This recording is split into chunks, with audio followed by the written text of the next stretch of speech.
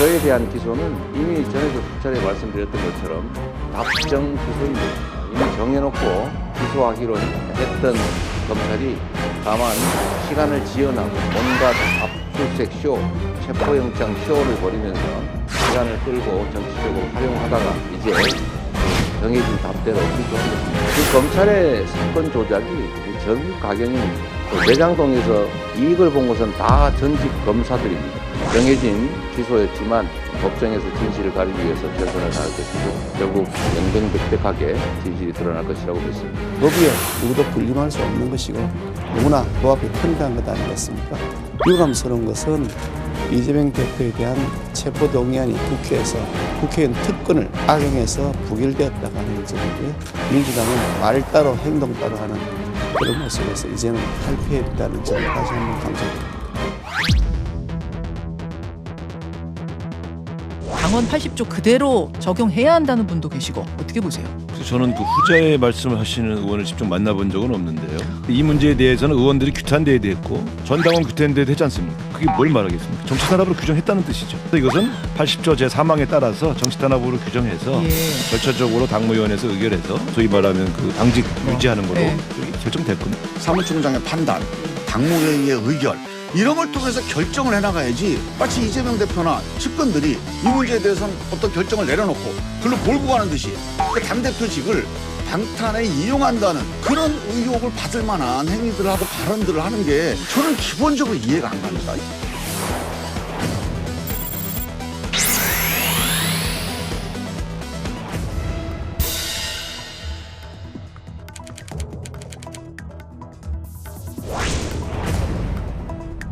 윤석열 정부의 굴욕적 비정상회담을 둘러싼 의혹과 책임을 규명하기 위해 국회 차원의 조사가 불가피합니다. 합동청문회를 국정조사와 함께 빠른 시일 안에 실시할 것을 각 정당에 제안하며 여당 국민의힘이 이를 거부할 경우 다른 야당들과 신속히 추진 방안을 협의하겠습니다. 윤석열 정권이 강제동원 제3자 변제라는 역사에 씻을 수 없는 죄를 남기기 전에 이를 입법부인 국회가 바로잡을 법률 제정도 함께 검토하겠다는 말씀을 드립니다.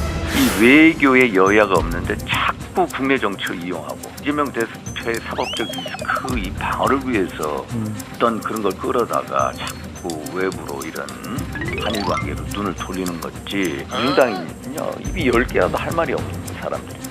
관계가 이렇게 악화된 게요. 문재인 정부가 하나도 한 게 없이 대안 제시도 없이 맨날 죽창가나 부르고 반일 선동만 했기 때문이거든요. 그래서 민주당 먼저 대안을 제시해요. 대안도 없이 맨날 반대만 하는 집단. 근데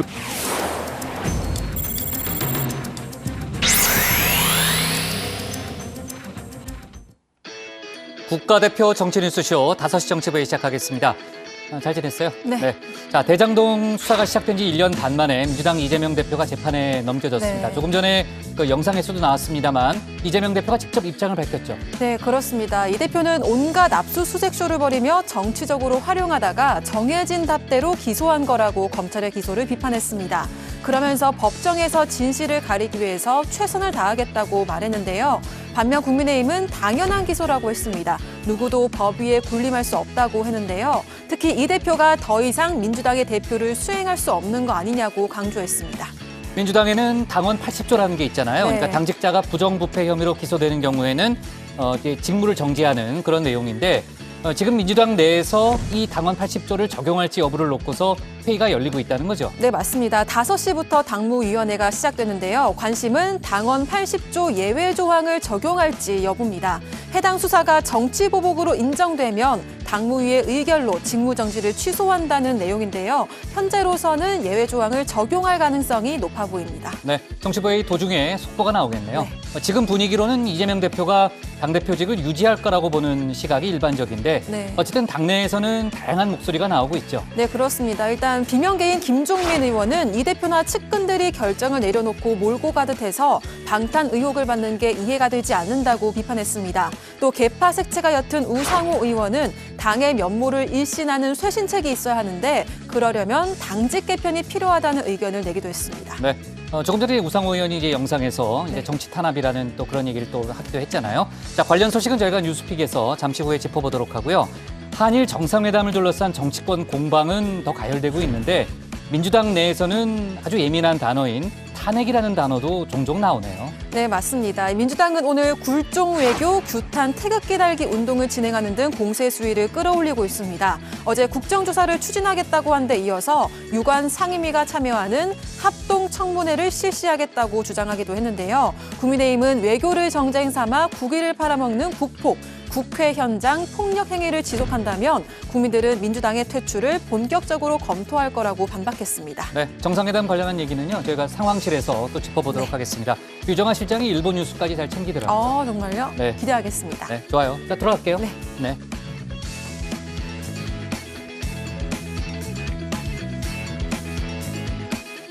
네, 오늘 회의는 유 실장 박마커, 유채커 조벤토 백반장, 김현숙 소통역사, 그리고 정치부의 예청자 정의원분들과 함께하겠습니다. 조금 전에도 속보를 얘기했습니다만 민주당 당무위원회가 열리고 있고 오늘도 속보 실시간 반영하면서 회의를 진행하겠습니다. 그 박마커가 일본어 좀 할 줄 알아요. 좀 네, 부탁 좀 해요. 근데 박마커가 너무 협조적이지가 않아가지고 그래요? 온라인 번역 프로그램을 활용했습니다. 그래요? 네, 알았습니다. 자, 백반장, 오늘 응답하라 다정의 주제는 뭡니까? 네, 앞서 전해드린 것처럼 오늘 민주당 이재명 대표를 불구속 기소했습니다. 성남FC 후원금 의혹 등의 혐의인데요. 오늘은 여기에 대해서 여러분의 생각을 나눠볼 예정입니다. 유튜브에 정치부 회의 실시간을 검색하시면 댓글 보내실 수 있으니까요. 많은 참여 부탁드립니다. 네, 오늘도 관련 소식이 많습니다. 유한울의 뉴스픽5부터 오늘의 정치부 회의 출발하겠습니다.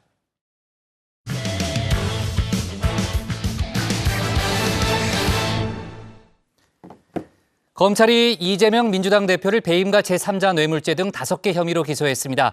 대장동과 위례 신도시 개발 의혹 그리고 성남 FC 후원금 의혹 등에 대해서죠. 이 대표는 검찰이 답정 기소했다면서 재판에서 진실이 드러날 거라는 입장을 밝혔는데요.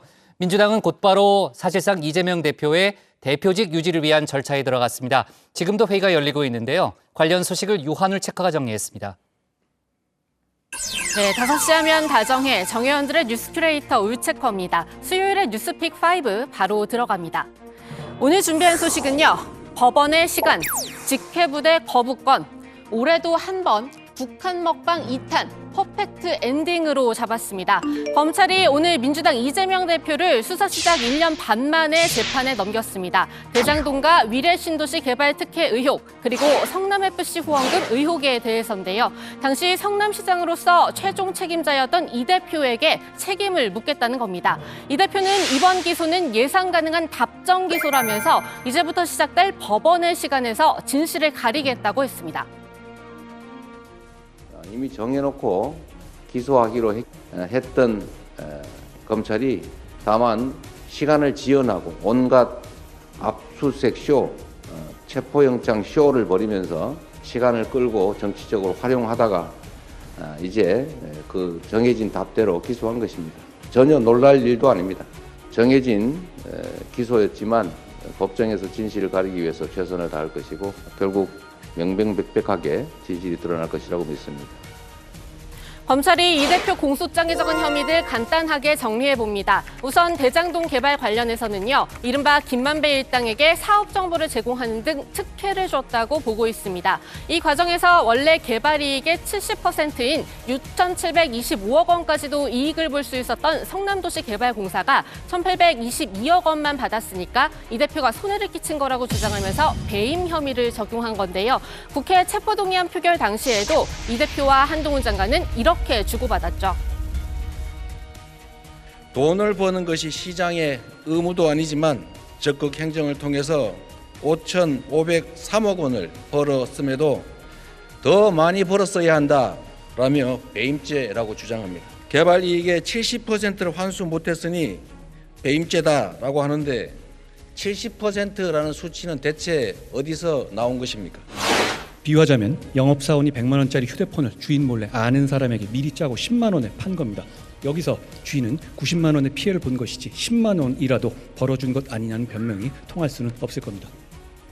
검찰은 미래 신도시 개발 관련해서도 이 대표가 남욱 변호사한테 내부 정보를 제공해서 211억 상당의 이익을 얻게 했다고 봤습니다. 또 네이버와 두산건설 등의 민원을 들어주고 그 대가로 성남FC에 후원금을 내게 한 혐의도 이 대표에게 적용했는데요.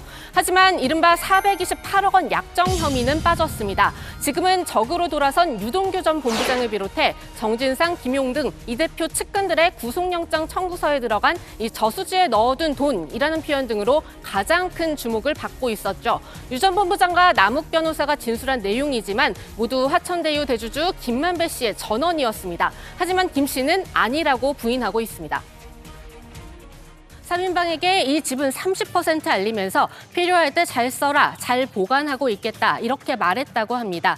그리고 여기에 정 실장은 저수지에 넣어둔 거죠. 이렇게 답했다는데요. 저수지, 당시 성남시장이던 이 대표가 중앙정계로 나아가기 위한 자금원이라고 검찰은 해석했습니다. 그때 이런 얘기 저런 얘기 했기 때문에 기억이 나지 않습니다. 그리고 사실 제 거 주인은 제가 주인입니다. 네, 이 대표 말처럼 기소를 예상했던 민주당은 빠르게 움직이고 있습니다. 오늘 오전 긴급 최고위를 열고 당원 80조 유권 해석을 당무위에서 논의하기로 했고요. 지금 이 시각 그 당무위를 박홍근 원내대표 주재로 열고 있습니다. 민주당 당원 80조 부정부패 관련 혐의로 기소된 당직자의 직무를 정지하는 내용이죠. 다만 정치 탄압 등 부당한 이유가 있다고 인정되면 당무위 의결을 통해 정지시키지 않을 수도 있게 해놨습니다. 좀 전에 이재명 당대표에 대한 검찰의 부당하고 무도한 기소가 있었다는 보도가 있었고 관련해서 최고위원회가 열렸습니다. 정치 탄압 등 부당한 이유가 있다고 인정을 하고 당헌 23조 제1항 6호 및 당헌 제80조 3항에 따라 당헌 제80조에 대한 유권 해석의 건을 차기 당무위원회 안건으로 부의를 했습니다. 그런데 당무위 의장은 당대표, 그러니까 이재명 대표 본인입니다. 그리고 직무정지 권한을 갖고 있는 조정식 사무총장도 친명계로 분류되죠. 결국 당 안팎에서 예상했던 대로 이재명 대표직 유지 수순에 돌입했다는 해석이 가능합니다. 비명계에선 우려의 목소리와 함께 반발이 나오고 있는데요. 모르긴 몰라도 또 지금 쌍방울 사건도 언젠가는 지금 저렇게 해놓고서 기소 안 할 도리는 없을 것이고 백현동, 정자동 같은 것도 있고 남은 것들이 꽤 있는데 저게 한꺼번에 다 돌아간다고 했을 때는 주중에는 뭐 거의 매일 법정에 가는 일이 생기지 않을까. 제가 그래서 과연 이게 정상적인 당무 수행이 가능할 것인가 이게 우려가 되고. 하지만 이런 반발에도 불구하고 이재명 대표의 직 유지는 비명계에서도 기정사실화하고 있습니다. 그래서 요구하는 다른 카드가 당직 개편인데요. 친명계에서도 동의하는 목소리가 나옵니다. 하지만 개편 대상이 문제입니다. 지명직 최고위원을 임선숙 의원에서 비명계 송갑석 의원으로 바꾸는 안을 검토하고 있다는 보도가 나왔지만 당에선 부인하는 상황인데요. 비명계는 사무총장 교체까지도 요구하고 있습니다. 사무총장 내년 총선 공천을 좌지우지하는 자리죠. 결국 공천 경쟁으로까지 번지는 모습입니다. 이런 가운데 민주당의 고민은 하나 더 있습니다. 바로 법무부가 오늘 국회에 제출한 국민의힘 하영재 의원에 대한 체포동의안 문제입니다. 오히려 국민의힘은 일찌감치 하 의원과 손절하기로 마음을 먹은 듯한데요. 의원들이 각자 헌법기관으로서 자율적으로 판단을 하되 우리는 여러 차례 불체포 특권을 포기하겠다고 이야기했기 때문에 그런 차원에서의 결정이 있을 걸로 생각을 합니다. 네, 정작 어떻게 해야 할지 아직 가닥을 못 잡은 건 민주당입니다. 이 과반 의석을 갖고 있기 때문에 하 의원의 체포동의안 가결 여부를 쥐고 있는데요. 부결을 시키자니 불체포 특권 역풍이, 가결을 시키자니 앞선 두 차례의 전례가 신경이 쓰입니다. 그렇다고 의원들의 자율투표에 맡기자니 혹여 앞으로 또 날라올 수도 있는 이 대표에 대한 체포동의안 투표까지 감안하지 않을 수 없는데요. 민주당 내부에선 검찰의 노림수, 덫에 걸렸다는 등의 반응이 나오고 있습니다. 그동안 두 차례나 종래 의원이나 이재명 대표에 대해서 부결을 해왔던 더불어민주당은 또 어떤 입장에서 이 사건을 바라보고 여기에 대해서 어떻게 표결을 할지 그것들도 국민들께서는 똑똑히 지켜보고 계실 거라고 생각합니다. 네, 두 번째 픽은 직회부대 거부권입니다. 앞서 보신 민주당의 하영재 체포동의안 딜레마, 바로 여소야대 구도에서 시작된 겁니다. 전체에서뿐만 아니라 모든 상임위에서도 마찬가지죠. 민주당이 이 구도를 활용하는 경우도 있습니다. 이재명 1호 법안 양곡관리법 개정안도 마찬가지인데요. 국회 농해수위에서 법사위를 뛰어넘고 본회의에 직회부를 해놨고 이제는 상정 뒤 처리만 남았습니다. 민주당은 디데이를 내일로 잡았는데요. 쌀 가격의 안정화를 통해서 농민들이 더 안정화되고 또 우리가 소위 식량 자급률이 전 세계적으로 OECD 국가 중에 꼴찌입니다. 쌀은 적정하게 관리하면서도 타작물 재배를 통해서 밀이나 콩 등 다른 작물들을 전략적으로 육성해서 최근에 있는 소위 식량 안보 정책에도 도움이 될 수 있는 정책이라고 저희는 굳게 믿고 있습니다. 하지만 목표를 달성할 수 있을지는 김진표 국회의장의 손에 달렸습니다. 지난번 이재명 대표 체포동의안 표결을 했던 본회의에서 김 의장은 여야가 더 논의하라면서 양곡관리법 개정안 상정을 연기했는데요. 그제도 여야 원내대표와 만나서 합의를 다시 한번 강조했지만 오늘까지도 양측은 평행선을 달리는 중입니다. 그때그때 상황에 맞게 정부가 매입해야 되는 것이지 의무적으로 몇 % 이상 생산이 된다든지 몇 % 이상 가격이 올라가면 의무 매입하게 되면 그 기준에 맞추어서 농가들이 모두 쌀농사에 집중하기 때문에 양곡 시장뿐만 아니라 농업 전체에 큰 붕괴를 가지고 오는 그런 법안이기 때문에 저희들은 의무 매입 조항이 있는 한은 받아들일 수가 없고 민주당이 본회의에 직회부한 법안은 또 있습니다. 앞서 간호법이 있었고요. 어제는 방송법 개정안을 하나 더했습니다. 공영방송 이사를 지금보다 늘리고 미디어 관련 학회와 기관, 단체에서 추천받도록 하는 게 핵심이고요. 사장 후보도 사장 후보 국민추천위원회 100명이 추천하도록 하는 내용입니다. 이 다정회에서 자주 보여드리는 모습인데요. 어제 소관상임위인 과방위 전체회의에서 여당 의원들이 퇴장한 가운데 민주당과 무소속 박완주 의원의 단독 의결로 본회의로 올렸습니다. 앞서 여야 사이엔 감정 섞인 말싸움도 오갔습니다. 그런데 위원장이 왜 의원의 발언에 대해서 사실관계를 확인한다는 식으로 하면서 거기에 대해서 비판하고 하는 거에 대해서 위원장 회의 진행만 하세요. 권성도 의원 여기가 사실래요? 우리 잘해줘요 내가. 공정해주니까. 자, 말씀 잘하셨는데 내가 공정하게 갈 테니까. 본회의 포결을 거쳐서 오세요. 주면 돼요. 위임하면 돼. 자리를. 네, 위임하자. 장난하는 게 그렇죠. 그러니까 위원장이 이런 식으로 회의 진행을 하니까 지금 과방위 회의 진행 엉망이 엉망. 하지만 민주당의 단독 의결, 막을 재간이 없는 국민의힘입니다. 따라서 직회부 때마다 꺼내는 카드가 대통령의 거부권입니다. 여의도에서 안 되니까 용산에서라도 막겠다는 거죠. 결국 이렇게 해서 형성되는 직회부 대 거부권의 구도입니다. 이 악순환의 고리가 내일 양곡관리법 개정안부터 시작될지에 관심이 쏠리는데요.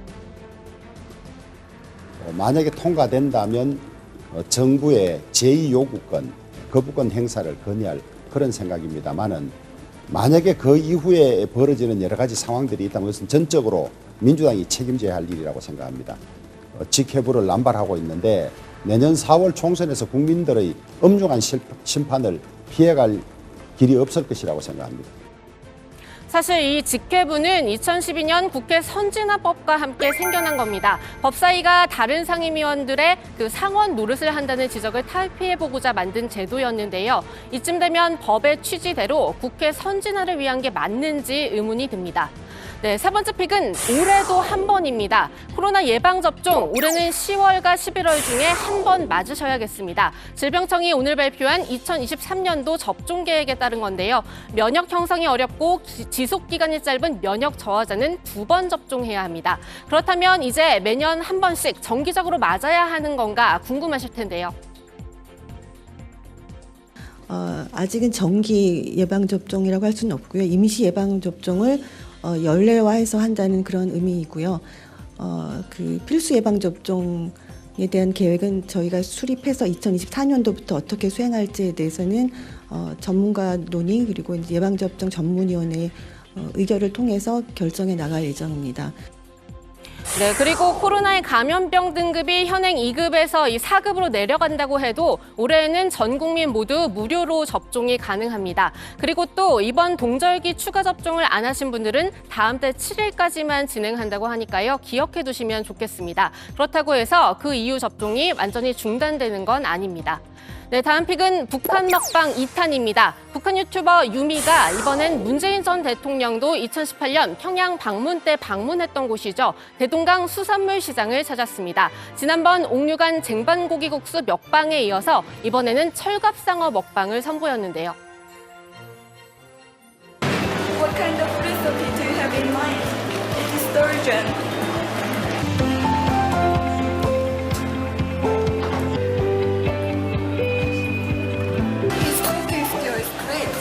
I recommend you first visit on your restaurant and then this place when you come to Pyongyang. Wait, I haven't told you the name of this restaurant, right? This is Pyongyang Gaedonggang Fish Restaurant. 네, 올리는 영상마다 화제가 되는 이 계정, 북한 고위층 주도로 고안된 체제 선전 캠페인으로 추정되고 있습니다. 네, 오늘의 마지막 픽은 퍼펙트 엔딩으로 잡았습니다. 일본이 WBC 결승전에서 미국을 3대2로 누르고 세 번째 우승컵을 들어 올렸습니다. 주인공은 이번 대회 MVP 오타니 선수인데요. 구원 등판에 나서서 미국 최고의 타자이자 팀 동료인 마이크 트라웃 방어에 성공하며 경기를 깔끔하게 마무리했습니다. 앞서 우리나라와 대만 등 아시아 국가의 예선 탈락을 안타깝게 생각한다면서요. 일본이 이번에 우승한다면 다음에는 우리도 우승할 수 있겠구나 하는 마음이 들지 않을까 싶다고 밝혔는데요. 이 한일 정상회담 후폭풍 속에서도 우리 야구 팬들도 환호하고 있습니다. 네, 오늘의 뉴스픽은 여기까지입니다. 들어가서 원픽 뽑겠습니다. 뉴스픽 5였습니다. 네. 자, 올 하반기에 한 번 더 이제 코로나 접종을 맞게 되는군요. 저는 이제 5차 접종까지 했는데 왜요? 많이 하셨네요. 많이 했어요. 네, 이제 코로나 안 걸리고 잘 버티고 있습니다. 자, 조금 전에 들어온 속보 하나 좀 짚어보면요. 북한이 오늘 순항 미사일을 동해로 여러 발 발사했다는 합참의 발표가 조금 전에 나왔습니다. 아마도 그 북한판 그 토마호크라고 불리는 장거리 전략 순항 미사일을 쏜 게 아닌가라는 그런 관측이 나오고 있는데 일단 합참에서 재원 등 여러 가지를 분석을 하고 있다고 그러고요. 그 며칠 전에 이제 단거리 탄도 미사일을 발사했잖아요. 또 상공 800km에서 폭발 실험을 했다는 그런 또 발표도 있었고 관련해서 이제 유한울 체커가 발제를 했었는데 사흘 만에 다시 이제 추가 도발을 한 것이고 아마도 이제 한미 연합 훈련을 겨냥한 도발이 아니겠냐는 그런 해석이 나오고 있습니다. 네, 아까 이제 그 이재명 대표 기소된 걸 얘기하면서 이제 국민의힘 하영재 의원에 대한 체포동의안 얘기를 했잖아요. 그러니까 오늘 국회 제출이 됐으니까 내일 이제 보고가 될 거고 본회의에서 보고가 될 거고 30일 본회의에서 이제 처리가 될 가능성이 높다는 그런 얘기가 나오고 있는데 처리 절차를 앞두고 하의원이 구명 문자를 돌렸다는 거죠. 그렇습니다. 하영재 의원은 국민의힘 소속 의원들에게 이번 사건으로 심려를 끼쳐드리기 위해서 우선 송구하다 이런 문장으로 시작되는 문자를 보냈다고 합니다. 검찰의 주장이 많이 부풀려져 있어서 적극적으로 대응하고 있다. 그러니 체포동의안이 상정이 되면 온정을 베풀어 주시면 그 은혜가 바다와 같겠다. 이런 내용이 담겼습니다. 네, 하지만 여당 내부 분위기는 하의원에게 냉랭합니다. 유체커 발제에서도 보셨다시피 원내 지도부는 불체포 특권은 안 된다면서 의원들 자율투표로 이미 방침을 정했죠. 여기에 유이도 이태기 의원 등은 불체포 특권 포기 대국민 서약서를 당 의원들에게 돌리고 있다는 보도도 나왔습니다. 지금까지 30명 넘게 서명을 했다고 하는데요.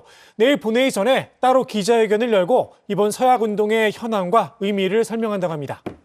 네. 자, 두 번째 픽 관련해서는 이제 양국관리법 개정안에 대해서 대통령의 거부권 얘기가 지금 벌써부터 나오고 있잖아요. 민주당이 뭐 대통령이 거부권을 행사할 것으로 일단 예상을 하고 또 대책을 마련했다는 거죠. 네, 그 민주당은 이 윤 대통령이 거부권을 행사를 하게 될 경우 이 다른 입법에 도전할 것이라고 밝혔습니다. 이 대통령이 거부권을 행사하면은 이 국회의원 3분의 2, 그러니까 이제 200명의 동의로 제의를 요구할 수 있는데요. 뭐 여기까지는 좀 불가능하다고 보고 있고 비슷한 효과를 기대할 수 있는 다른 법안을 추진을 해보겠다는 겁니다. 식량 자급률 법제와 그리고 쌀 재배 면적 관리 의무화 등으로 이제 민주당이 추진한 이 양곡관리법 취지를 살리겠다고 이 국회 농해수위 소속 신정훈 의원이 설명했습니다.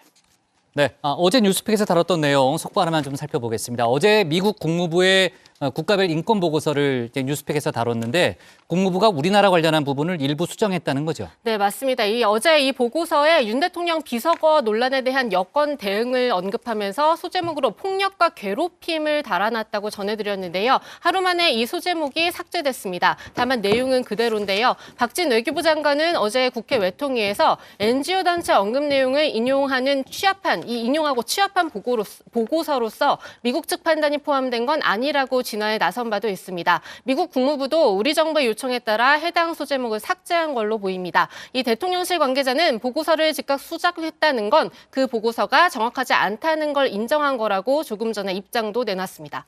유채커, 오늘의 원픽은 어떤 걸로 잡을 거예요? 네, 오늘의 원픽입니다. 검찰 대장동 성남FC 이재명 기소, 이재명 대표 답정 기소, 이제는 법원의 시간.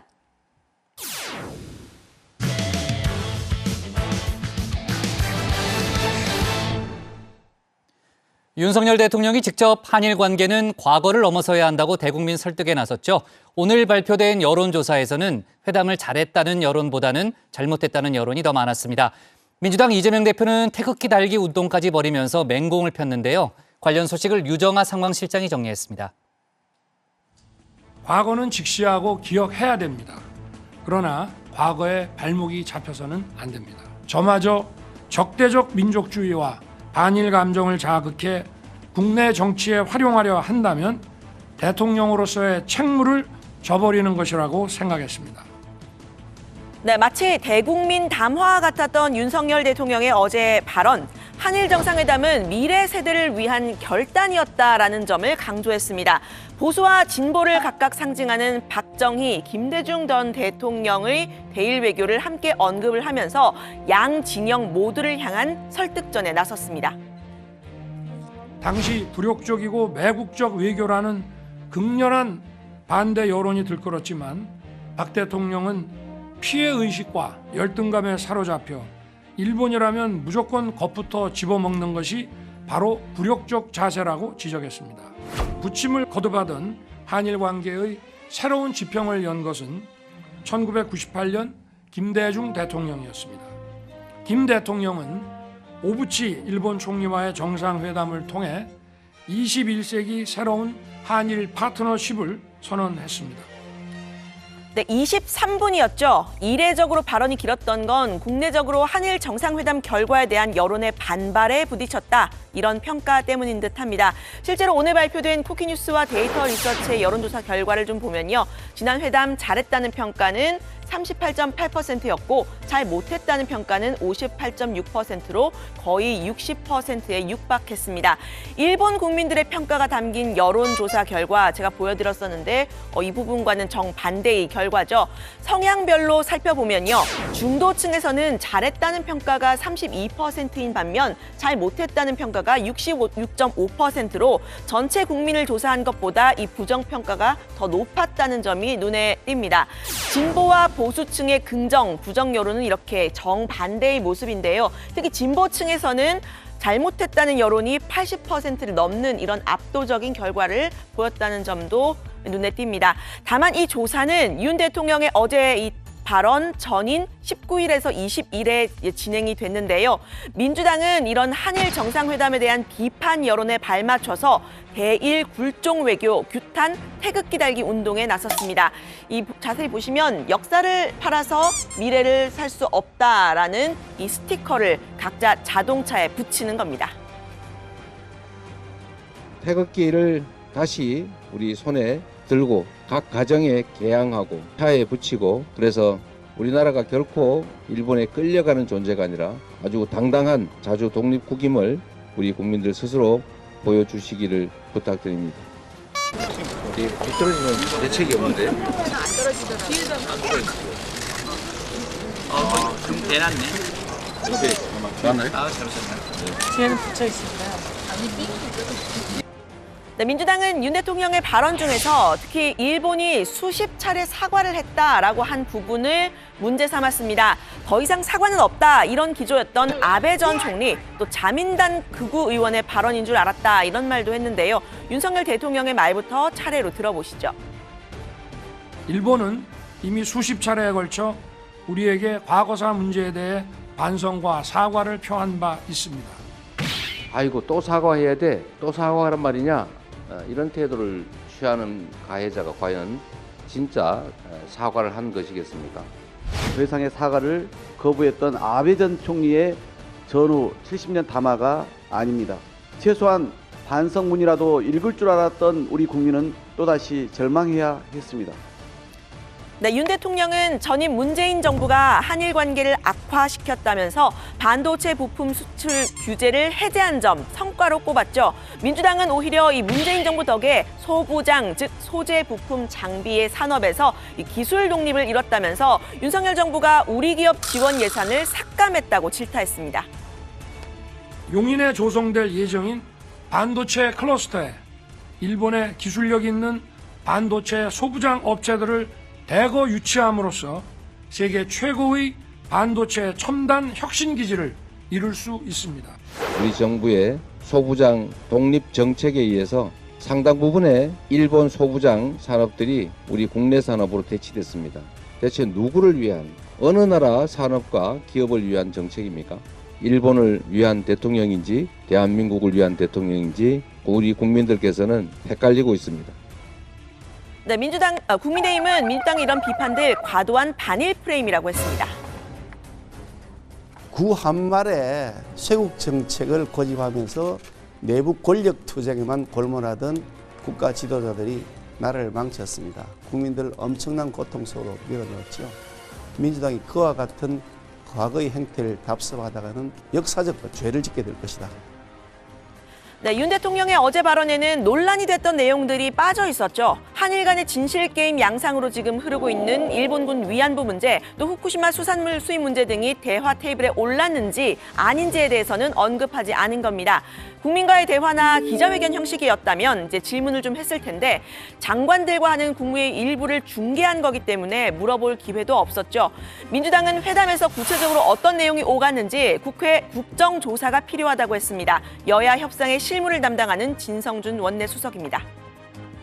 일본 언론에서는 후쿠시마 오염수 방류를 양해해달라고 일본이 요구했다. 예. 그런데 우리 정부는 그런 논의가 있었는지 없었는지조차도 시인하지 않고 있어요. 또 그뿐입니까? 독도 문제도 거론했다. 일본은 어떤 입장이었고 우리 대통령은 어떤 입장이었는지를 명명백백하게 밝혀야 되겠고. 네, 진 의원은 대통령이 대법원 판결을 뒤집은 건 헌법 위반이라면서 탄핵 가능성까지 언급했습니다. 대통령에 대한 탄핵 가능성을 배제할 수는 없다. 이렇게 보시는 건가요? 대통령이 잘못된 신념으로 헌법과 법률에 반해서 국익을 팔아 넘겼다라고 하는 것이 명백해진다고 하면 그 책임을 피할 수 없죠.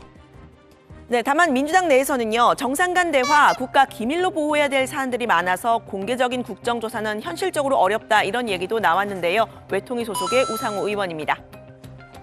외교 자체가 참사고 문제가 있다는 것은 알지만 저는 외교적 기밀까지 다 공개가면서 국정조사하기는 쉽지 않다고 보여집니다. 청문회를 열고 공개와 비공개로 나누어서 진행한다면 몰라도 모든 걸 공개하는 국정조사 방식은 쉽지 않을 것이다.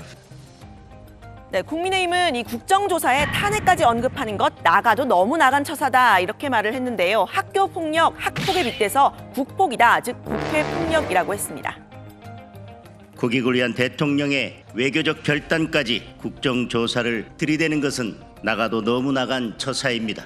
헌법과 법률에 정해진 국정조사나 탄핵까지 멋대로 휘두르겠다고 덤비는 것은 국회의 권한을 넘어 헌법 질서 파괴 행위이자 국회 현장 폭력 행위, 한마디로 국폭에 해당합니다. 네, 국회에서의 여야 공방 자칫 첨예한 충돌로 흐르기가 쉽죠. 외교부 통일부 장관이 출석했던 어제 외통위에서 여야 의원들은 경쟁하듯 이렇게 태극기 피켓을 양쪽 노트북에 붙이고 언성을 높였습니다. 민주당이 천공의 발언을 재생을 하면서 갈등은 극에 달했습니다.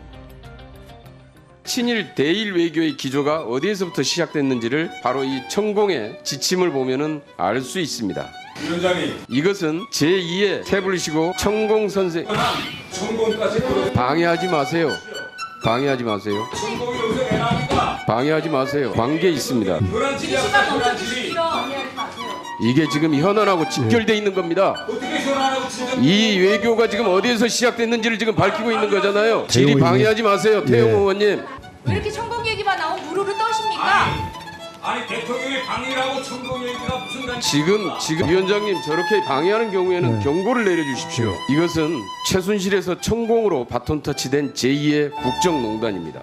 지금 대한민국을 운영하는 사람이 윤석열 대통령인지 아니면 천공인지 분명히 밝혀져야 합니다. 윤 대통령은 천공의 교시에 따라서 움직이는 과연 허수아비인가? 네, 다시 윤 대통령 얘기로 좀 돌아가면요. 야당을 포함한 국내 반발 여론에 직면한 한편 일본의 추가 조치도 이끌어내야 하는 이런 내후 외환의 위기에 처해 있죠. 윤 대통령은 어제 비공개 회의에서 일본 야당을 만난 일화를 소개했다고 합니다. 입헌 민주당 지도부가 곧 방한을 해서 한국 야당 의원들을 만나 설득하겠다 이렇게 이야기를 했다는 건데요. 대통령실 관계자는 일본은 여야 없이 한일 관계 개선을 환영하는데 한국의 야당은 반대만 하고 있어서 부끄럽다는 것이라는 해석을 덧붙였습니다. 민주당에서는 즉각 일본은 국익에 충실한 거라면서 윤 대통령이 만약 우리 피해자 손을 들어주었다면 앞장서서 일본 의원들을 설득했을 거라고 반발했습니다.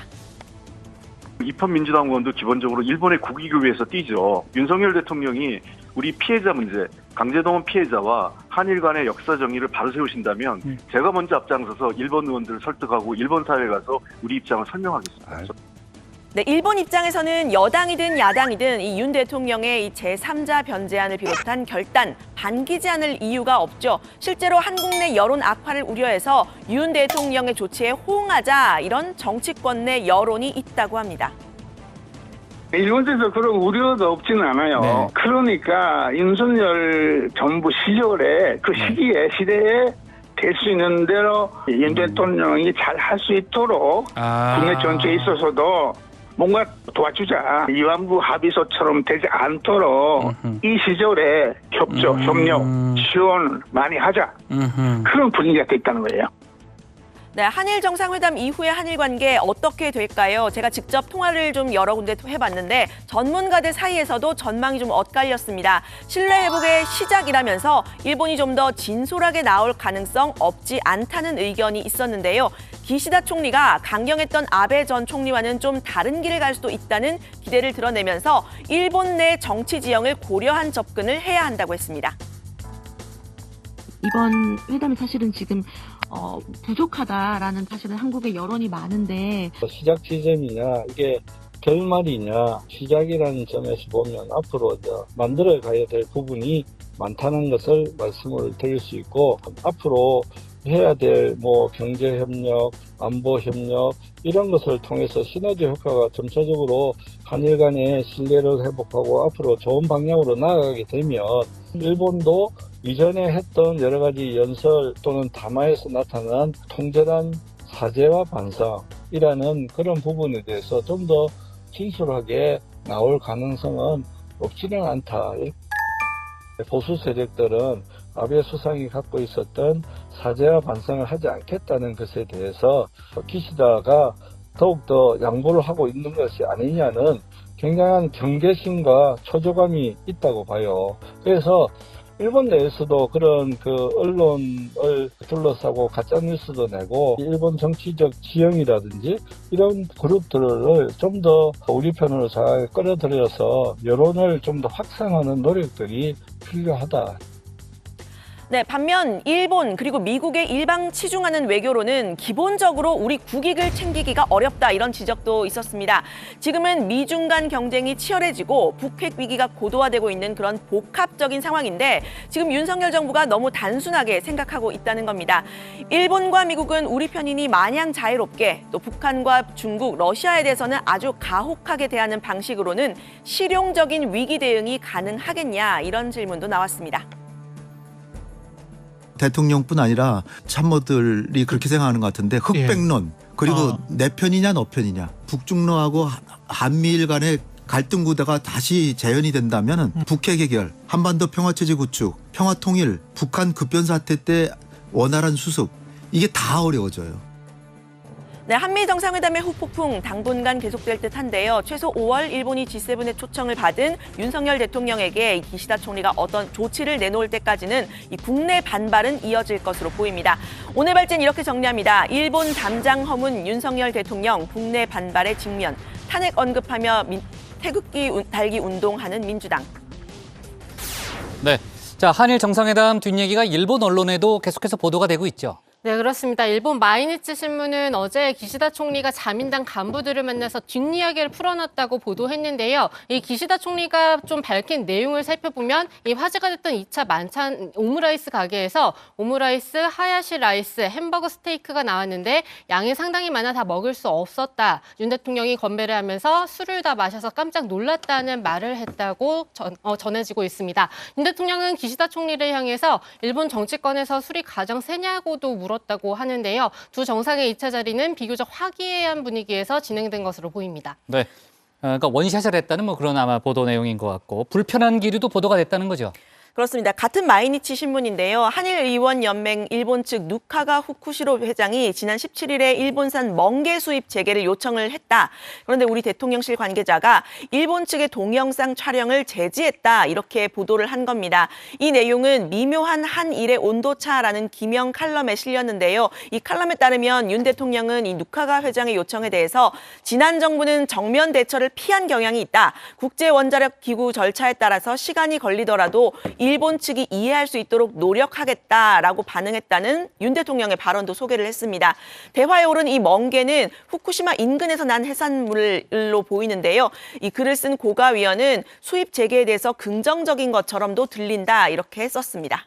네, 대통령실은 관련 보도를 반박했습니다. 대통령실 관계자는 한국 공무원이 그런 식의 대응을 하지 않는다면서 비공개로 전환할 때 협조를 요청하거나 개인 촬영에 대해서 정중히 그러시면 안 된다라고 한 건 있을지 모른다 이렇게 설명을 했는데요.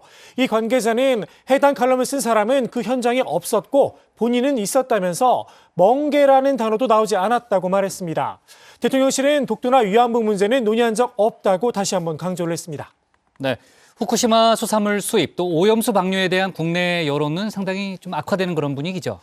네, 그렇습니다. 오늘 환경단체에서 후쿠시마 반사능 오염수 해양 투기 반대 캠페인 퍼포먼스를 진행했습니다. 윤 대통령과 기시다 총리가 방사능 표시가 들어가 있는 일본 맥주를 건배하는 모습을 연출했는데요. 바다는 헥스레이장이 아니다. 윤석열 정부는 후쿠시마 원전 오염수 투기를 막아내야 한다는 등의 주장을 폈습니다. 네. 자, 일본 강제동원 제3자 변제안에 대해서 오늘 고려대 교수들이 반대 기자회견을 열었다는 거죠. 네, 그렇습니다. 이 고려대 교수 73명은 이 정부가 발표한 제3자 변제안에 대해서 안타깝고 참담하다면서 정부안을 철회하라고 주장했습니다. 이 교수들은 성명에서 이 강제동원 피해자들의 수건과 이 대법원 판결을 무시하면서 추진한 윤 대통령의 방일은 예상에서 한치도 벗어나지 않았다. 일본 정부의 반성과 사과, 가해 기업의 배상 참여는 없었다고 비판을 했습니다. 강제동원 제3자 변제안은 윤석열 정부가 주장해온 이 자유와 법치주의에 위배된다는 지적도 나왔는데요. 홍현익 전 국립외교원장의 말을 들어보시겠습니다. 강제징용 문제라는 건 자유에 대한 박탈이잖아요. 그리고 네. 대법원에서 판결했잖아요. 예. 그다음에 인권에 대한 완전히 박해행위죠. 그렇죠. 그런데 자유와 인권과 법치주의를 10개월 동안 외쳐온 저로서는 이게 자기 모순적인 외교를 한 것이 아닌가. 네. 자, 국민의힘은 이제 이재명 대표에 대한 방탄의 일환으로 이제 민주당이 비판을 하고 있다는 그런 입장을 보이고 있죠. 자, 오늘 발제 이렇게 정리하겠습니다. 윤 대통령 국내 반발 직면, 야당 탄핵 언급, 태극기 달기로 제목을 잡겠습니다.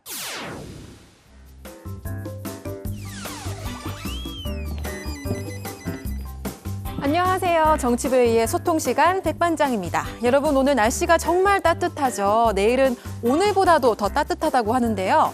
이제 봄이 왔으니까 겨울옷 모두 정리해야 되나 싶으실 텐데 아직은 이른 것 같습니다. 오늘 밤부터 내일 오후까지 비가 내리고 나서 기온이 다시 좀 낮아진다고 하니까요. 코트 같은 옷들은 조금만 더 옷장에 두시는 게 좋겠습니다. 네, 오늘의 소통 주제는 이재명 대표 오늘 기소, 여러분의 생각은입니다. 먼저 다정회에서 미리 살펴본 댓글들 보겠습니다. 네, DKDU님 얼마나 막강한 권력을 가졌으면 이리도 오만할까라고 하셨는데요. 180석을 가지고 나라를 이렇게 혼란스럽게 만드는 이재명과 민주당 참 대단하다라고 하셨습니다. 그리고 LETT님 이재명 관련 수사 이제는 지겹습니다. 대한민국 정치인들 중 이렇게 수년간 털어도 증거 하나 안 나오는 정치인이 몇이나 있을까요? 라는 의견 주셨습니다. 네, 이어서 정의원분들께서 방송을 보시면서 보내주신 댓글들도 함께 보겠습니다. 먼저 전가리님, 명백한 기소권 남용이다. 만약 무죄를 받더라도 다른 죄목으로 기소할 것이다 라고 하셨고요. 김용석님께서는 이재명은 사퇴해야 합니다. 나 아니면 안 된다는 독불장군식 대표는 국민들을 더 실망시킵니다 라고 하셨습니다. 댓글 적어주신 정의원분들 모두 고맙습니다. 네, 이어서 전해드리는 소식들에도 댓글 많이 보내주시면 좋겠습니다. 지금까지 응답하라 다정이었습니다. 백반장 수고 많이 했고요. 다음은 박준우 마커의 주민으로 갑니다.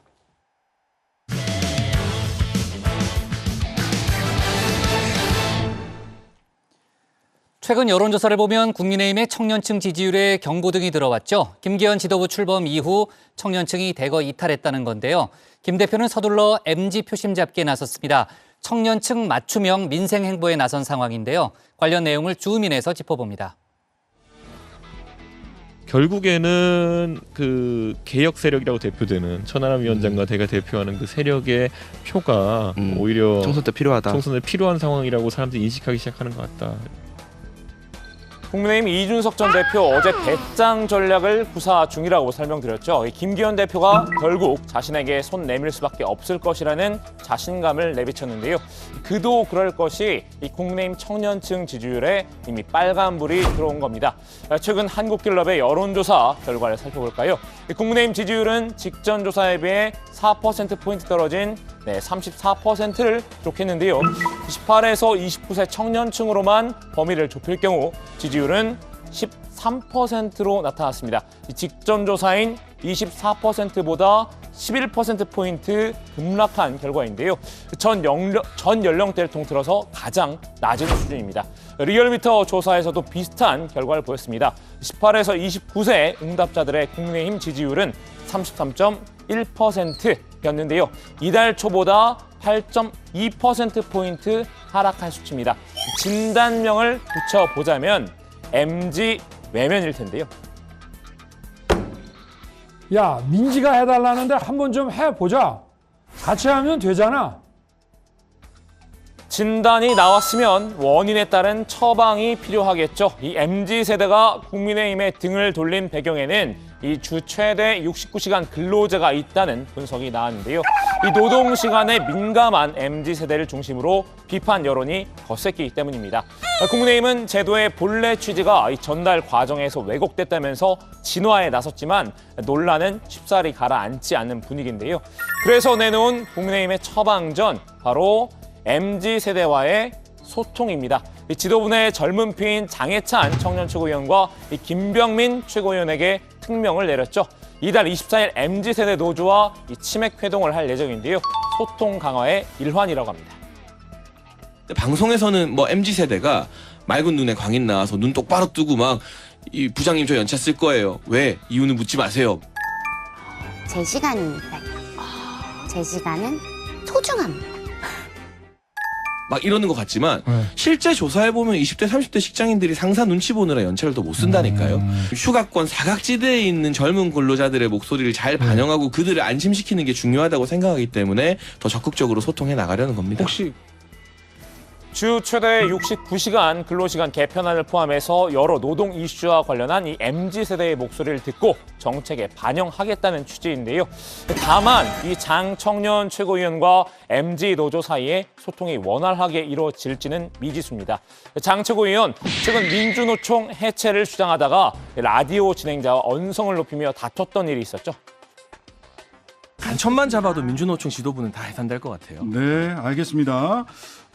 그러니까 민주노총 지도부가 간첩 혐의가 있으면 잡아야죠. 근데 노조를 해체할 수는 없다라는 말씀을 민주노총 지도부에 법률상으로 대한, 말씀드리는 거고요. 이 정치적인 용어를 이해 못하면 시사 프로 진행하기 좀 힘드실 거 아니에요? 정치적인 용어를 정확하게 사용하세요. 노조 해체라는 이건 단어와 충분히 저희 노조 지지층이나 지대부를 국민들이 이해하시는 노조 거고요. 지도부에 범법이 있으면 그 처벌하겠다는 것과 노조를 해체하다는 것은 민노총이 질적으로 지금 다른 모이고 얘기입니다. 있고 그 지도부가 잠시만요. 거죠. 제가 패널과 이렇게 언성 높이는 거 적절하지 않은데요. 용어를 정확하게 사용하지 그러니까 제 정치적 않으시고 용어에 대해서 법률적으로 이게 정치적 해석이 가능하냐 아니냐 말하실 거면 패널을 하세요. 아니 누가 그런 얘기를 하셨습니까? 옆에서 지켜보던 기본소득당 용해인 의원 이 장 최고위원의 태도를 꼬집었는데요. 돌아온 반응은 어땠을까요? 강해찬 최고위원께서 집권여당 최고위원의 발언이 얼마나 무게를 가지는지를 한번 생각해 보시면 좋겠습니다. 용해인 의원보다 죄송하고요. 제가 더 잘 알 겁니다. 잠시만요. 과연 이런 소통 방식을 MZ노조가 반길지는 의문인데요. 민주노총은 해체를 외치면서 정작 MZ노조와는 소통하겠다는 것도 모순으로 볼 여지가 있죠. 장 최고위원은 MZ노조는 기존 민주노총과 성향이 다르기 때문에 소통할 수 있다는 입장입니다. 오히려 이 젊은 근로자들이 이 조직되지 않은 노조에 포함된 경우가 많아요. 그리고 기존 노조의 활동에 거부감을 가지고 적극적으로 동조 안 하는 젊은 근로자들이 상당히 많거든요.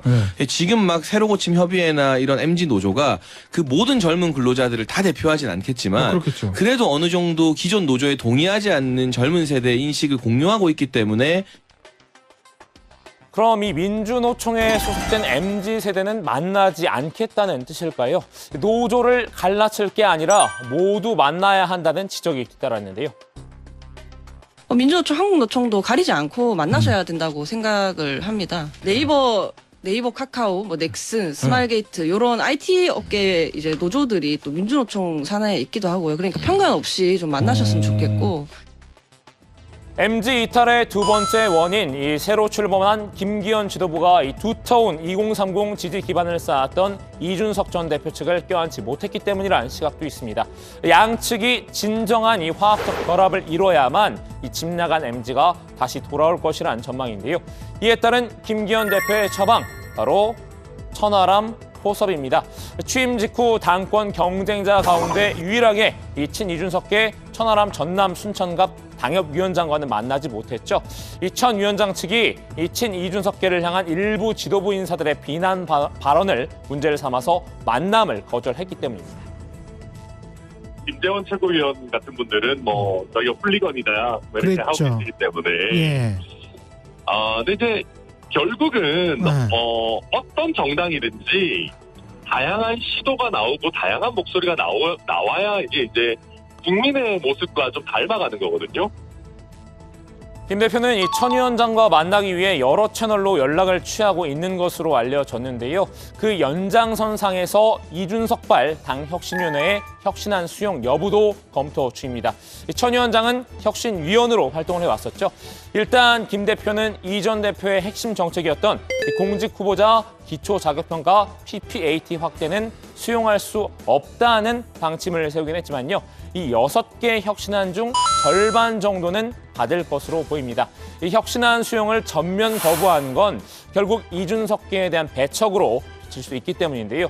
김 대표가 이 전 대표의 스타일을 일부 벤치마킹할 의사도 있는 것으로 전해졌습니다. 이 청년 대변인을 선발하기로 한 건데요. 나는 국대단을 응용한 선발 시스템을 마련할 것으로 보입니다. 이 나는 국대단은 이 전 대표가 기획했던 대변인 선발 토론 배틀입니다. 단순히 대변인 뽑는 배틀이 아니었고요. 결국에는 정치 참여에 있어가지고 공정한 경쟁을 통해서 정당이 사람을 선발할 수 있을까에 대한 어떤 실험이었는데요. 여러분이 이걸 성공시키셨습니다. 나는 국대다와 완전히 같은 형식은 아니고 일부 변형된 형태가 될 텐데요. 김 대표는 이 장해찬 청년최고위원과 논의한 뒤에 선발 방식을 확정할 예정입니다. 이외에 김 대표가 MZ를 다시 끌어들이기 위해 내놓은 별도 처방전도 있습니다. 2030 맞춤형 민생 행보인데요. 어제 이 서민금융통합지원센터를 찾았죠. 돈을 구하기 어려운 취약계층에 100만 원 한도로 돈을 빌려주는 긴급 생계비 소액 대출을 추진 현황을 점검을 하러 간 건데요.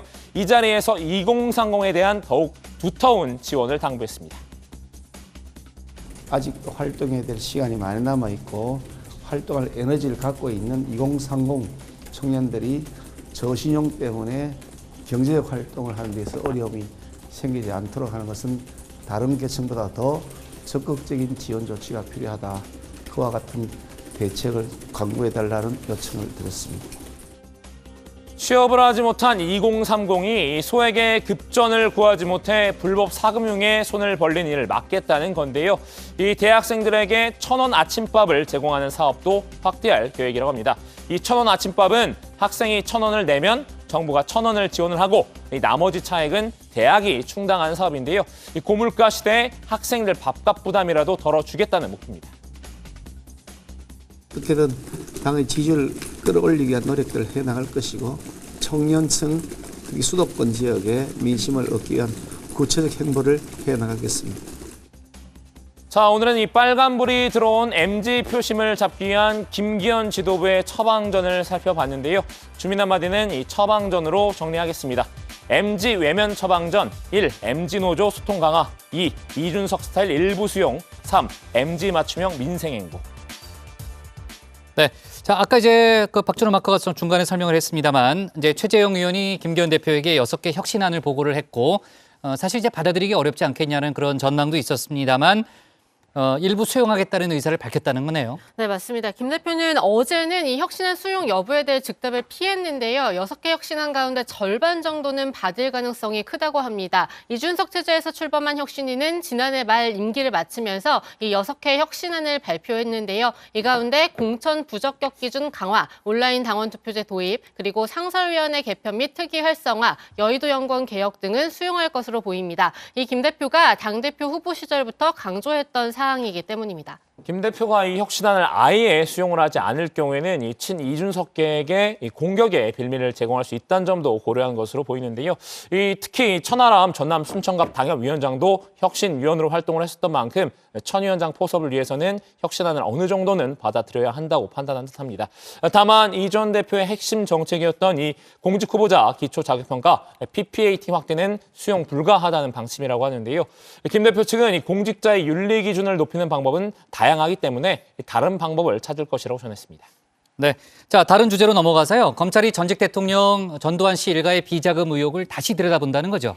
네, 그렇습니다. 서울중앙지검이 어제 해당 사건을 범죄수익 환수부에 배당을 했다고 합니다. 서민민생대책위원회가 지난 20일 전두환 씨 일가의 비리 의혹을 수사해달라 고발장을 검찰에 제출을 했는데요. 전 씨 일가의 범죄수익 은닉 규제법 위반, 강제집행 면탈 업무방해 혐의가 있다는 겁니다. 이 단체는 전 씨 일가가 은닉한 비자금으로 호화 생활을 하고 3대 재산 상속이라는 만행을 했다면서 추가 비자금을 찾아내서 전 씨 일가를 처벌해야 한다 주장을 했는데요. 앞서 전 씨의 손자 전우원 씨의 폭로가 기폭제가 된 것으로 보입니다. 이 전두환 비자금 의혹은 손자 우원 씨가 지난 13일부터 자신의 소셜미디어에 전두환 일가에 대한 폭로 영상과 글을 잇따라 올리면서 재조명을 받았는데요. 우원 씨는 전 씨 일가가 막대한 비자금으로 사업체를 운영하고 호화 생활을 하고 있다 이렇게 주장을 했습니다.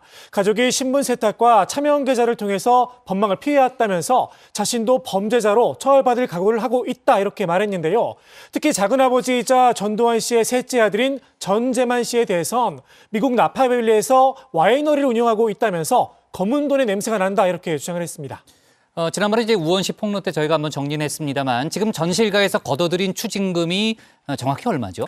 네, 전 씨는 지난 1997년 이 내란, 뇌물수수 등의 혐의로 무기징역을 선고받고 추징금 2,205억 원 명령을 받았는데요. 이 가운데 현재까지 추징된 금액은 약 1,283억 원입니다. 58% 상당인데요. 아직 약 923억 원의 추징금이 환수되지 못했습니다. 2021년 전 씨가 사망하면서 미납 추징금 환수 절차는 사실상 중단된 상태입니다.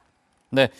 자, 우원 씨 같은 경우에는 이제 얼마 전에 마약으로 추정되는 약물을 이제 복용하는 장면이 뭐 라이브로 나가가지고 그 이후에는 뭐 추가적인 속보는 나오지 않고 있는 그런 상황이고요. 지금 이제 유체커 얘기했던 대로 이제 국회에서 이와 관련해서 당사자가 숨져도 재산을 추징할 수 있도록 하는 그런 법이 발의된 적이 있잖아요. 그게 2020년에 발의됐던 거죠. 여기 전두환 재산 추징법 3법인데요. 하지만 이 법제사법위원회 계류 중입니다. 전두환 재산 추징 3법의 내용을 조금 구체적으로 살펴보면요. 먼저 이 몰수의 대상을 물건으로 한정을 하지 않고 금전과 범죄 수익, 이제 그 밖에 재산을 확대하는 이 형법 개정안이 있고요. 또 이 추징금을 미납한 이가 사망한 경우에도 그 상속 재산에 대하여 추징할 수 있도록 했죠. 이제 범인 외자가 이제 정황을 알면서 불법 재산을 취득한 경우 현저히 낮은 가격으로 취득을 한 경우에는 몰수할 수 있도록 하는 내용도 포함이 되어 있습니다. 네, 전두환 추징 3법 대표 발의자는 유기홍 의원이었습니다. 지난 15일 자신의 페이스북에 법사위 소위에 한 차례 상정된 바가 있으나 법원 행정처 그리고 일부 의원들의 반대로 여전히 계류 중이라고 설명을 했는데요. 그러면서 이 국회 법사위는 전두환 일가가 사용하고 있는 검은 돈을 환수하기 위해서 이 소위에 계류 중인 전두환 추징 3법을 신속히 심사 통과시켜야 한다고 촉구했습니다. 네. 자, 그리고 오늘 전직 대통령 MB가 사면 복권 후에 첫 외부 일정에 나섰다는 그런 소식도 좀 들어와 있는데요. 대전연충원의 천안함 묘역을 찾았죠. 전사자 이름을 한 명 한 명 부르면서 눈물도 흘렸다는 그런 또 소식이 좀 들어와 있고, 오늘 조금 전에 이제 영상이 좀 나오고 있습니다만 MB계가 또 오랜만에 총출동하는 그런 모습을 보였는데, 류익, 정정길 전 비서실장, 또 이재호, 이기남 전 장관 등 한 30여 명이 또 모였다고 하네요. 논현동 사저에서 같이 그 버스를 타고 대전으로 내려갔다는 그런 얘기도 들었습니다. 자, 오늘 주민 제목 이렇게 정리하겠습니다. MG 표심 빨간불 들어온 국민의힘, 김기현의 3가지 처방전으로 제목을 잡겠습니다. 다음은 조익신 멘토의 정치 인사이드입니다.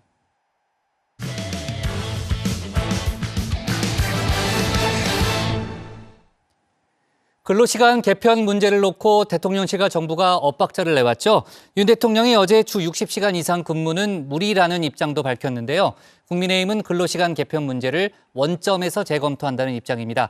관련 내용을 정치 인사이드에서 짚어봅니다.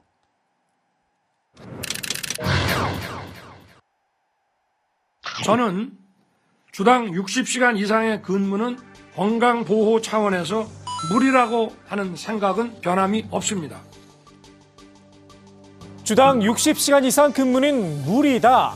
윤석열 대통령은 생각에 변함이 없다고 밝혔죠. 글쎄요, 국민들 눈엔 대통령의 입장 한마디로 변화무쌍했습니다. 주 최대 69시간 노동시간 개편안 고용노동부가 입법 예고한 뒤 이른바 MZ세대의 반발 여론이 커졌죠. 지난 14일 윤 대통령이 보완을 지시했다는 소식이 들려왔는데요.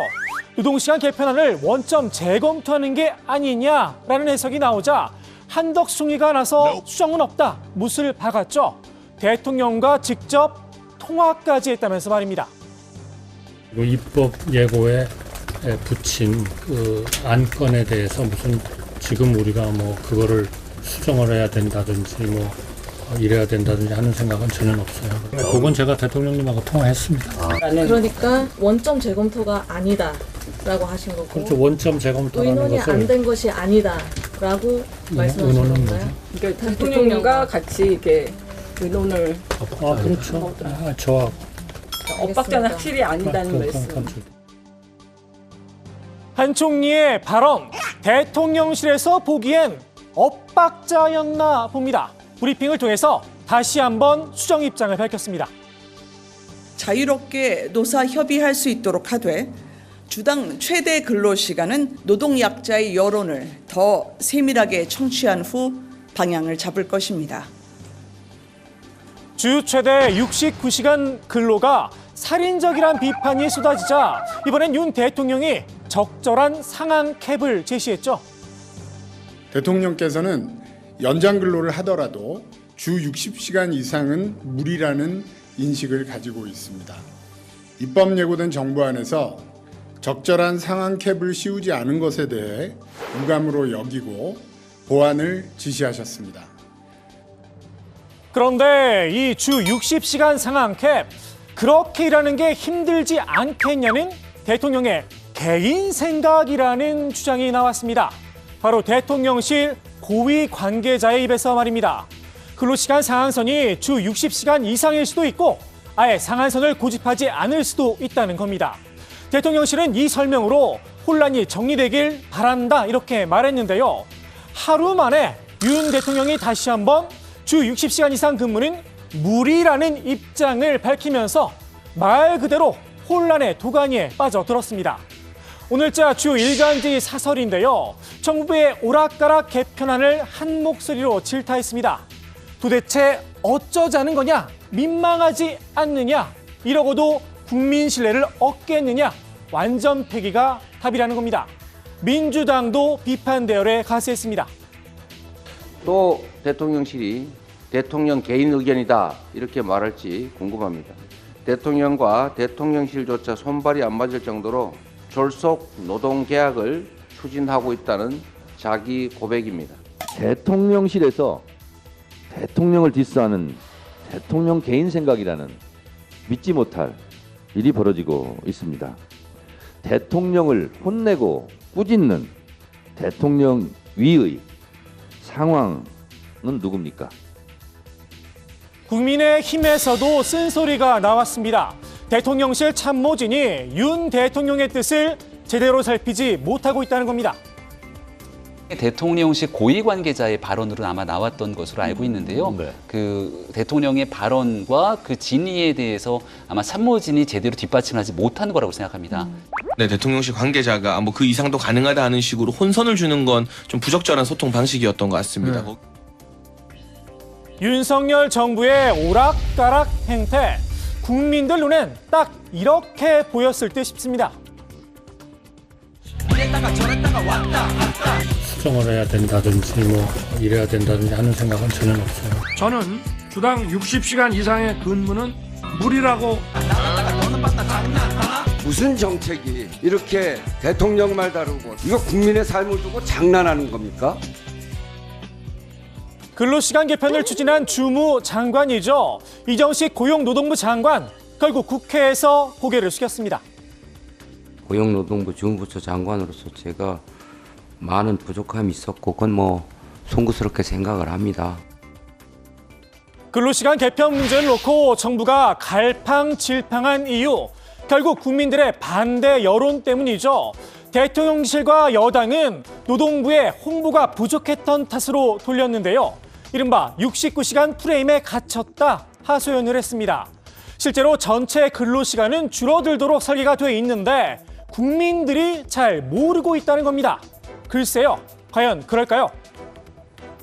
전체 근로시간은 오히려 더 줄어드는 것이고 개선된 것이다라는 입장인데 어떻게 생각하시죠? 그 문제를 마치 69시간을 잘 이해 못하는 것처럼 얘기하면 안 된다고 봐요.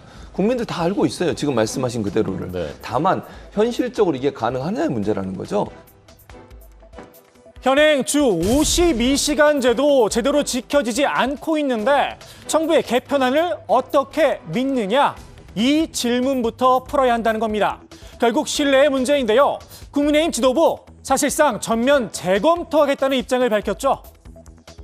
지금 전면 재검토입니까? 아니면 부분적으로 뭐 상한선을 조금 조정하는 겁니까? 여기에 대해서는 일단 국민적 목소리를 다 듣기 위해서 완전히 좀 물러나 있는 상태로 봐도 무방할 거라고 생각을 합니다. 홍보의 문제가 아니라 순서의 문제라며 노동자들의 불신부터 해소하겠다고 나섰습니다.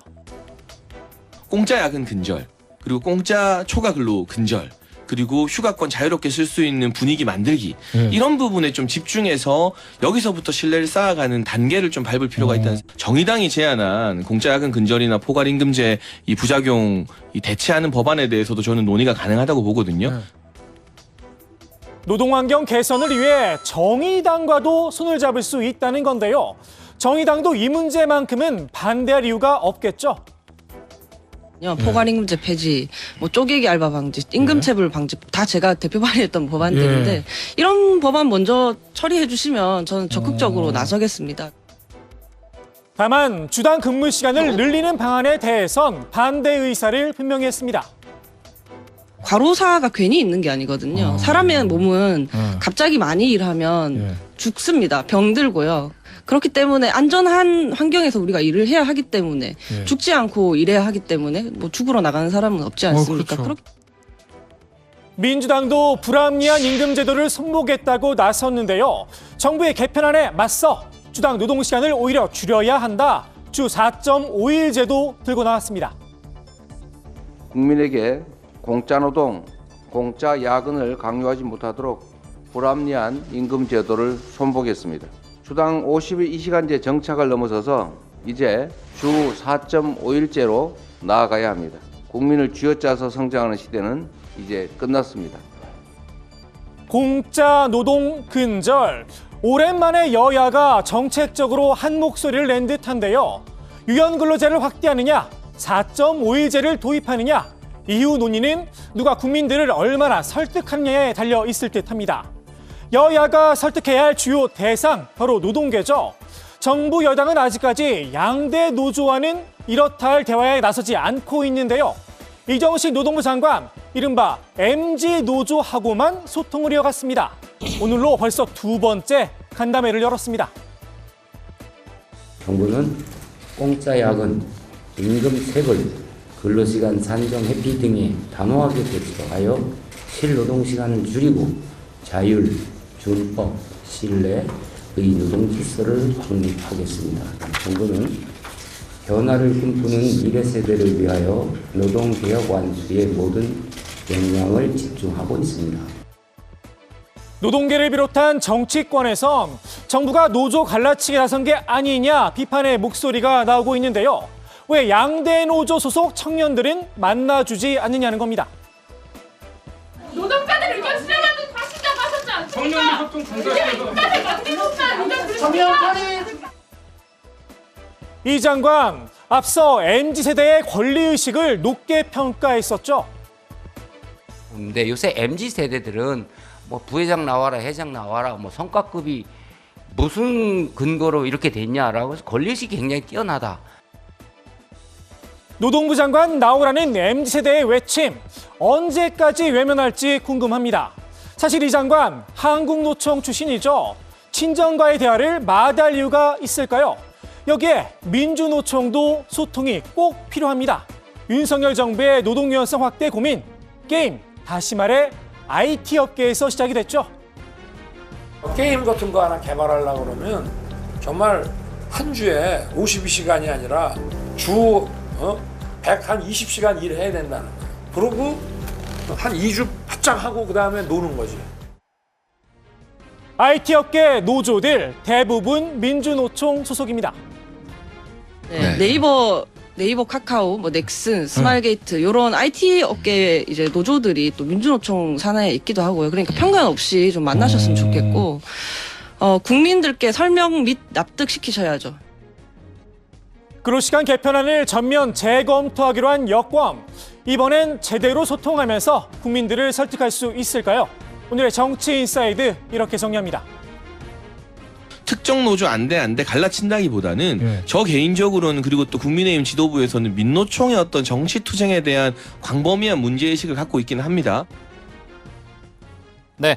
자, 앞서 저희가 이제 이재명 대표가 오늘 대장동 성남FC 의혹 등으로 이제 기소가 됐고, 민주당 당무위가 지금 회의를 하고 있다는 얘기를 했는데 속보가 나왔습니다. 민주당 당무위가 정치 탄압으로 기소가 됐다는 그런 판단을 내리고 이재명 대표의 대표직 유지에 문제가 없다는 결론을 내렸다는 속보가 지금 막 들어왔는데, 앞서도 저희가 설명했습니다만 민주당이 이제 당원 80조가 있잖아요. 부정부패 혐의로 기소될 경우에는 당직을 정지하게끔 돼 있는데 예외 조항이 있습니다. 예외 조항이 이제 정치 탄압 등으로 기소가 될 경우에는 예외 조항을 적용하게 됐는데 이 예외 조항을 적용하기로 당무위가 결정을 내렸다는 그런 얘기입니다. 앞으로 이제 비명계에서 또 어떤 입장을 내놓을지 저희가 내일 추가로 다뤄보도록 하고요. 자, 그리고 정개특위 쪽에서도 오늘 속보가 좀 들어왔는데 오늘 전체 회의를 열고 선거제 개편안을 조금 전에 의결을 했잖아요. 그 전에 소위를 열고 지난번 저희가 설명했던 그 방안을 좀 일부 수정했다는 거죠. 네, 그렇습니다. 이 앞서 정개특위 소위에서 결의된 안에는 의원 정수를 기준 300명에서 350명으로 늘리는 방안이 포함돼 있었는데요. 국민의힘 지도부가 의원 정수 확대에 동의할 수 없다는 입장을 밝히고 나섰죠. 정수 확대에 반대하는 국민 여론도 커지자 여야가 수정안을 제시한 겁니다. 의원 정수를 300명으로 유지하는 안을 다시 냈는데요. 민주당은 현행 소선거구제에 권역별 연동형 비례대표제를 더하는 안과 대선거구제 병립형 비례대표제를 결합시키는 두 가지 안을 제시했습니다. 국민의힘은 도농 복합형 중대선거구제와 병립형 비례대표제를 내놨습니다. 네, 물론 이제 지금 얘기했던 그 안이 이제 최종안은 아니고요. 내일 국회 본회의를 열어서 전원위원회를 구성하면은 이제 27일부터 선거구제 개편 문제가 이제 본격적인 이제 토론을 벌이는 이제 그런 상황입니다. 자, 관련한 속보도 저희가 잘 챙기도록 하겠습니다. 오늘 정치부에는 여기까지 하겠습니다. 저희는 내일도 오후 5시 정각에 다시 찾아뵙겠습니다. 자, 수고했습니다.